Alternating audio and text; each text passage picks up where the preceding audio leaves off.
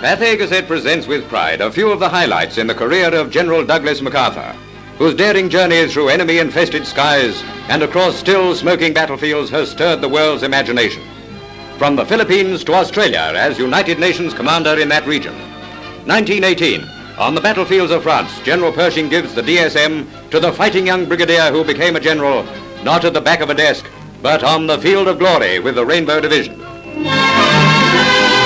12 years later, MacArthur is recognized as America's first soldier. He's sworn in as Chief of Staff, the youngest in history. His army of the 1930s needed planes, tanks, motorized divisions. He pleaded for them in vain.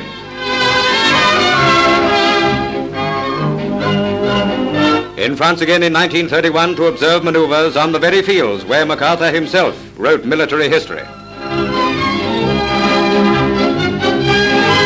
France bestowed upon him its highest award, Commander of the Legion of Honor.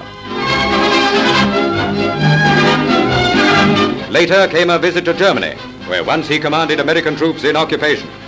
On the eve of Hitler's rise to power, MacArthur was studying the growing military might of an enemy planning to overrun Europe, a threat to which so many were blind. At West Point, where he graduated with first honors and served as superintendent, he speaks on what he himself personifies, the spirit of America's military academy. That spirit is a guarantee of fortitude, of vigor, of victory. Young comrades in arms, happy landings, and God be with you.